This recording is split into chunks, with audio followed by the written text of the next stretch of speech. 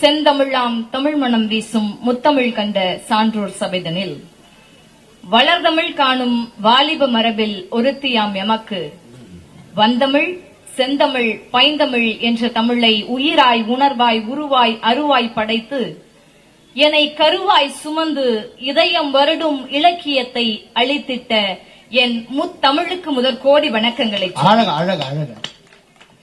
என்னை பொறுத்தவரையில் நான் இடப்பக்கம் இருந்து என் இதயத்தை கீழே இறக்கவில்லை. என்னை பொறுத்தவரையில் நான் இடப்பக்கம் இருந்து என் இதயத்தை கீழே இறக்கவில்லை. தமிழின தலைவா, அந்த இதயத்தில் நீ இருப்பதால் நீயும் இன்னும் இறக்கவில்லை என்பதை நிரூபித்துக் கொண்டிருக்கிற மக்களுக்கு மத்தியில் பொதுவாகவே பாடல் எழுதும் தலைவனுக்கு கட்டுரை எழுத தெரியாது. கட்டுரை எழுதும் தலைவனுக்கு கவிதை எழுத தெரியாது. கவிதை எழுதும் தலைவனுக்கு கதைகள் எழுத தெரியாது. கதைகள் எழுதும் தலைவனுக்கு வசனம் எழுத தெரியாது. வசனம் எழுதும் தலைவனுக்கு வசமாய் பேச தெரியாது. பேச தெரிந்த தலைவனுக்கு செயல்படுத்த தெரியாது. செயல்படுத்த தெரிந்த தலைவனுக்கு அதை செம்மைப்படுத்த தெரியாது. இவை அனைத்திலுமே தேர்ந்த ஒரு தலைவர் உண்டு என்று சொன்னால் அவர்தான் முத்தமிழ் அறிஞர் டாக்டர் கலைஞர் என்கிற ஒரே ஒரு தலைவர். 13 தேர்தலிலும் தோற்காத ஒரே தலைவர் முத்தமிழ் அறிஞர் கலைஞர் தான். உண்மையாவே யோசிச்சு பாருங்க, எவ்வளவு அழகான ஒரு பொதுக்கூட்டம். எனக்கு அவ்வளவு சந்தோஷமா இருக்கு. காது கதவுகளை திறந்து வைத்திருக்கும் என் கழக உடன்பிறப்புகள் அனைவருக்கும் என் கோடான கோடி வணக்கங்கள். சுகாதாரத்துறை அமைச்சர், சுகாதாரத்துறை அமைச்சராய் சுற்றி வரும் எங்கள் சுக ஆதாரமே எங்கள் சக ஆதாரமே. ஓடுகிறாய், நடக்கிறாய், உடற்பயிற்சியும் எடுக்கிறாய். மருத்துவமனைகளை மகத்துவமனையாக்கியது சமத்துவ அமைச்சரின் திட்டம். உன் உழைப்பே எங்களுக்கு டானிக், உன் செயல்பாடு எங்களுக்கு மாத்திரை. நீ சில சமயங்களில் எடுக்கும் நடவடிக்கை ஊசி. துறை சார்ந்து நீ செய்கிறாய் பல குற்றங்களுக்கு ஆபரேஷன். உன் பேச்சு எங்களுக்கு எனர்ஜி தருகிற குளுக்கோஸ். மொத்தத்தில் நீ மருந்து. அது உடலில் இருக்கும் மாசுவை அகற்றும். நம் மாசு அண்ணன் மட்டும்தான் உலகத்தில் இருக்கிற அத்தனை மாசுவையும் அகற்றுவார் என்று சொன்னால் அவருக்கும் கோடான கோடி வணக்கங்கள். அருமையான ஒரு விழா, அண்ணன் உதயநிதியின் பிறந்த நாள் விழா. அண்ணன் உதயநிதி அவர்கள் பாராண்டு வாழ வேண்டும், இன்னும் 100 ஆண்டு வாழ வேண்டும் என்பது வாழ்த்த வயதில்லாமல் வணங்கி மகிழ்ந்து உண்மையாவே அவங்க சொல்லிட்டு போனாங்க. குடும்ப அரசியல் தானே செய்யறாங்க. நானும் பெருமிதத்தோடு சொல்கிறேன், குடும்ப அரசியல் சொன்னா சந்தோஷப்படுவோம். ஏன் தெரியுமா? குனிந்தே அரசியல் செய்தவர்களுக்கு மத்தியில் குடும்ப அரசியல் செய்வது ஒன்றும் தவறில்லை. வணங்கியே அரசியல் செய்தவர்களுக்கு மத்தியில் வாரிசு அரசியல் செய்வது ஒன்றும் தவறே இல்லைன்னு தலை நிமிர்ந்து சொல்லுங்க. நாங்க என்ன கம்பராமாயணத்தை எழுத சேர்க்கிறார் சொன்னோம். மக்கள் இதயம் எங்கும் இருக்கின்றவர் உதய நிதியே. முன்னேற்ற கழகத்தில் இறந்தவர் முத்தமிழின் பேரன்பு பெறன்னவர் சூரியனின் சூரன்னவர். திக்கட்டும் போடு தருகிறதும் அதிரி புதிரியாய் வெற்றி வரும் திசைகள் அதிருந்திரனே. முன்னேற்ற கழகத்தில் இறந்தவர் முத்தமிழின் பேரன்பு பெறன்னவர் சூரியனின் சூரன்னவர்.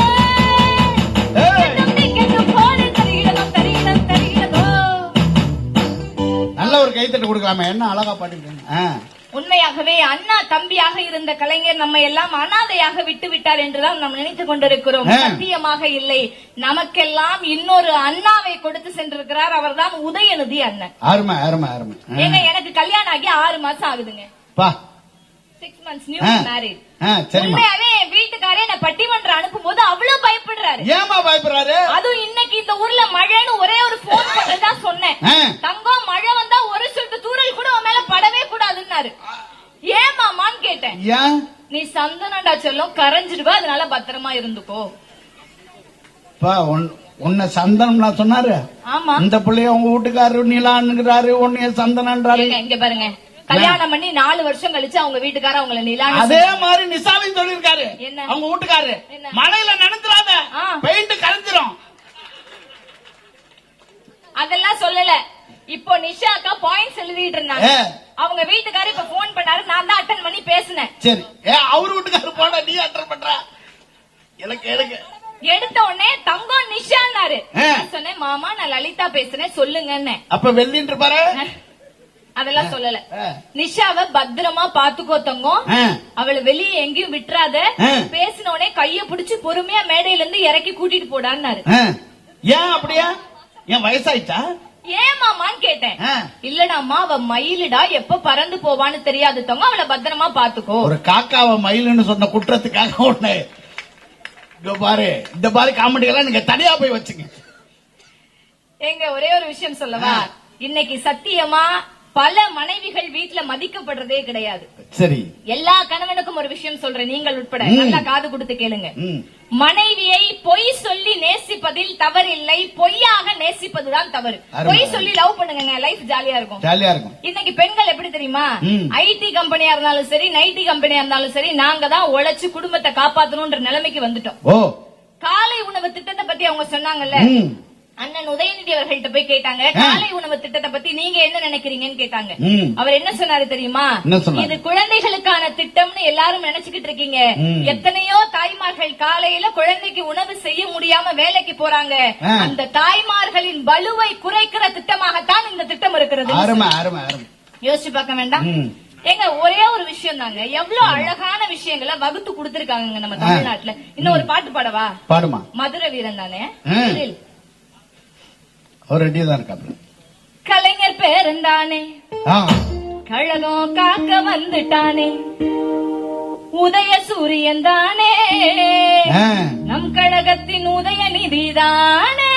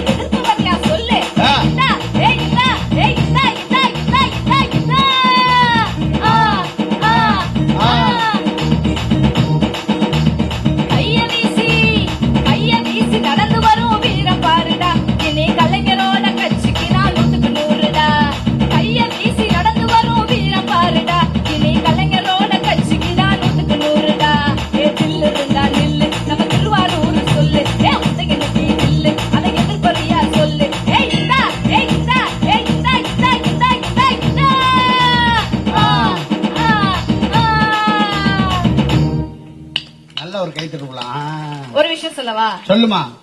மற்ற நாற்காலிக்கும் நம் தளபதி அமர்ந்திருக்கிற நாற்காலிக்கும் ஒரு மிகப்பெரிய வித்தியாசம் இருக்கிறது. மற்ற நாற்காலிகள் எல்லாம் தச்சரால் செய்யப்பட்டது.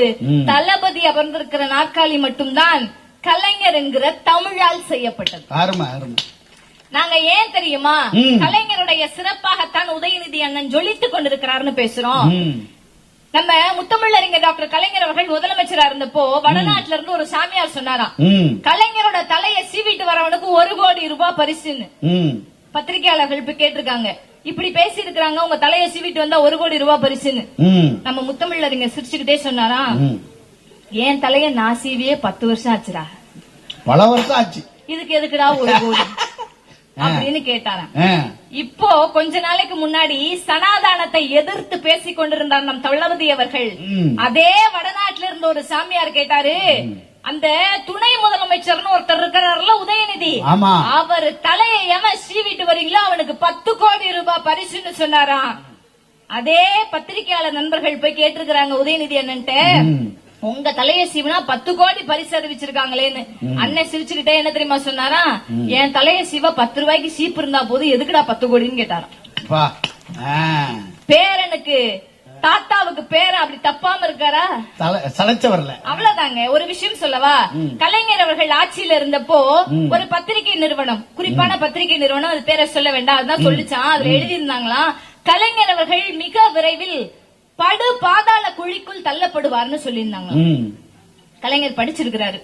அந்த பத்திரிகை நிறுவனத்துக்கே போன் பண்ணிட்டாரு. எடுத்த உடனே ஹலோ யார் பேசுறீங்கன்னா கலைஞர் பேசுறேன். நடுங்கி போச்சான் பத்திரிகை நிறுவனம். ஐயா சொல்லுங்க. கலைஞர் அவர்கள் படு பாதாள குழிக்குள் தள்ளப்படுவார்னு எழுதிருக்கீங்க. அதுல குழின்ற வார்த்தையில சிறப்பு ழகரத்துக்கு பதிலா பள்ளிக்கூடத்துக்கு வர லீ போட்டிருக்கீங்க. தப்பா திருத்திக்கங்கன்ட்டு போன வச்சுட்டாராம். இவனுக்கு நடுங்கிருச்சு. தன்னை பற்றிய விமர்சனத்தில் கூட தமிழ் பற்று இருக்க வேண்டும் என்று நினைத்த ஒரே தலைவர் டாக்டர் கலைஞர் அவர்கள் தான். அது எல்லாருக்குமே உண்டுமா. உண்மையாவே தலைவர் இருக்காரு. அறிஞர் அண்ணாவை பத்தி தவறான விமர்சனங்கள் காஞ்சிபுரத்தில் எழுதி போட்டிருந்தாங்க. அறிஞர் அண்ணா என்ன பண்ணார் தெரியுமா? பகல்ல மட்டும்தான் அதை படிக்க முடியுது, அந்த இடத்தை விளக்கு போட்டு வையுங்கள், இரவிலும் படிக்கட்டும்னு சொன்னாராம். உண்மையா சொல்ல போனா அது திராவிடத்துக்கே இருக்கிற மிகப்பெரிய எதிர்ப்பு மனப்பான்மை, அது மிகப்பெரிய சிறப்பு. யோசிச்சு பாருங்க. இன்னொரு விஷயம் சொல்லுவாங்க, பத்திரிகையாளர்களை நேருக்கு நேர் சந்திக்கிற தெம்பும் திராணியும் இருக்கிற இரு தலைவர்கள் யாரு தெரியுமா? ஒன்னு நம்ம முத்தமிழறிஞர் டாக்டர் கலைஞர் அவர்கள், இன்னைக்கு நம்ம அண்ணன் உதயநிதி அவர்கள். யாரு வேணாலும் வரட்டும், என்ன வேணாலும் கேட்கட்டும், அதற்கான தக்க பதில் நான் கொடுப்பேன்னு சொல்லி சொன்னாராம். யோசிச்சு பார்க்க வேண்டாம். எங்க எத்தனையோ சாதனைகள்ங்க, நிறைய சாதனைகள் பெண்களுக்கு தானே இவங்க சொல்லிக்கிட்டு இருக்காங்க. நான் இன்னொரு விஷயம் சொல்லவா? கல்யாணம் ஆகி 6 மாசம் ஆச்சுன்னு சொன்னேன்ல. எத்தனை மாசமா தான் சொல்லுவேன். 6 மாசம் ஆச்சுன்னா உங்க வீட்டுக்காரர் போய் சொல்லு. எங்க வீட்டுக்காரருக்கு தான் தெரியுமா, அப்புறம் அவருக்கு சொல்லணும், தெரியாதனாலதான் சொல்றேன். சரிம்மா. உண்மையாவே எங்க வீட்டுக்காருக்கு அவ்வளவு சூப்பரா ஒரு தயிர் சாதம் ரெடி பண்ணி கொடுத்தேன். தயிர் சாதம்? எஸ். கல்யாணம் ஆகி 6 மாசத்துல தயிர் சாதம் ரெடி பண்ணிருக்கேன். சூப்பரா தயிர் சாதம் ரெடி பண்ணேன். தயிர் சாதம் செஞ்சது ஒன்றும் பெரிய சாதனை இல்ல. தயிர் சாதத்தையே தலவாழ இலையில பரிமாறின பொண்டாட்டியை பாத்திருப்பீங்களா? தயிர் சாதத்தை தலவாழ இலையில? நான் தான். அதை எடுத்து செல்ஃபி போட்டிருப்பியே? எடுத்து பேஸ்புக்ல போட்டியா? ஆமா. ஒரு வாய் எடுத்து வச்சாரு, அதுல இத்தினோண்டு கல்லு இருந்துச்சுங்க. கல்லு? கோபப்படுவாருன்னு நினைச்சேன். ஒரு வார்த்தை திட்டல. என்ன சொன்னாரு தெரியுமா? தங்கம், இதே மாதிரி மாமா சாப்பிடுற 3 வேளை சாப்பாட்டுல அடுத்து 25 வருஷத்துக்கு 2 கல்லா போட்டு நீ சமைக்கிற, மாமா சேர்த்து வச்சு உனக்கு பெரிய வீடா கட்டி தரேன். கல்யாணம் 6 மாசத்துல அப்படிதான் சொல்லுவாங்க. அதுக்கப்புறமா கேட்டுப்பாரு என்ன சொல்லுவாங்க. அந்த கல்ல மூஞ்சுக்கு வரும். அப்படிலாம் வராது. உண்மையாவே இன்னைக்கு பெண்களை மதிக்காத அரசாக, பெண்களை மதிக்காத வீட்டுல நாங்கெல்லாம் இருந்தாலும் கூட பெண்களை போற்றுகிற வாழ்த்துகிற அரசாக நம்ம தமிழக அரசு இருக்குன்னு சொன்னா அதுக்கு நல்ல ஒரு கைத்தறல் கொடுங்க. பெண்கள் எல்லாம் பெருமைப்படணும். அதை விட்டுட்டு நானும் பாக்குறேன், வந்ததுல இருந்து நீலவேணி என்ன நிலான்னு சொன்னாங்க, என்ன ஒருத்த ஃபாலோ பண்ணா, மனசாட்சி வேண்டாம். மருத்துவமனையில உலகத்திலேயே இல்லாத பல லட்சம் செலவு பண்ணாதான் ஒரு கருத்தரித்தல்ல நம்ம பிள்ளைய பெத்துக்க முடியுன்ற நிலைமை மாறி இன்னைக்கு எழும்பூர் அரசு மருத்துவமனையில இலவசமாக செயற்கை கருத்தரித்தல் மையம் வந்துருச்சு. யோசிச்சு பார்க்க வேண்டாம். எங்க எல்லாருமே சொல்றாங்க, இவரு என்ன பண்ணாரு, இவருக்கு துணை முதலமைச்சர் பொறுப்பு கொடுத்திருக்காங்க, என்ன செஞ்சாரு இவருக்கு துணை முதலமைச்சர் பொறுப்பு கொடுத்திருக்காங்க.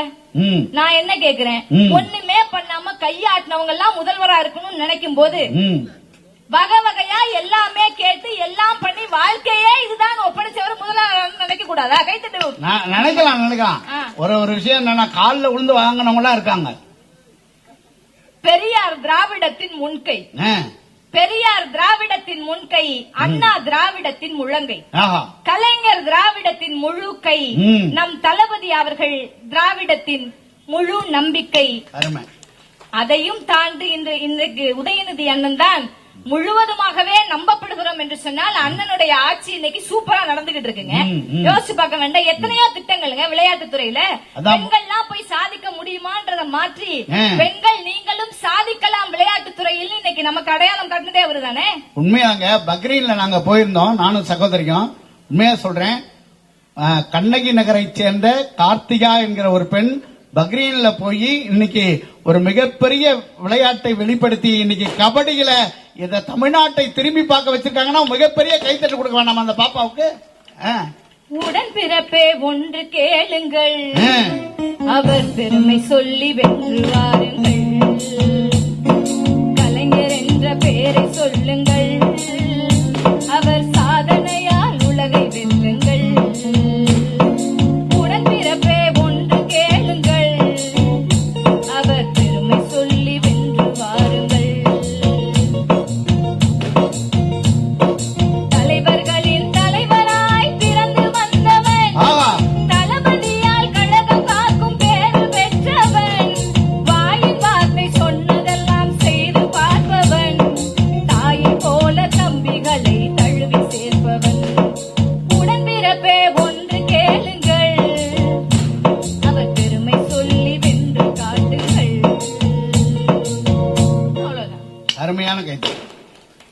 ஆகவே நிறைவா ஆ, ஒரே ஒரு விஷயத்தை மட்டும் சொல்லி நிறைவு செய்யறாங்க. ஆ, இந்த 23ஆம் பக்கம்.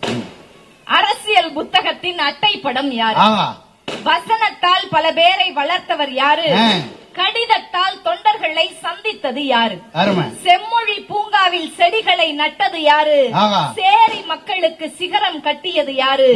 சமத்துவபுரம் தந்து சந்ததி வளர்த்தவர் யாரு? திருக்குறளை சுமந்து சென்ற திருவாரூர் தேரு.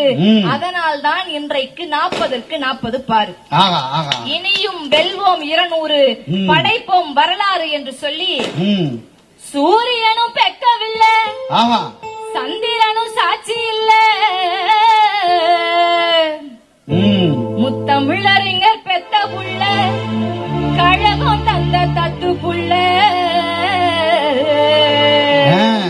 கண்டா வர சொல்லுங்க, முதல்வர கையோட கூட்டி வருங்க, அருமை.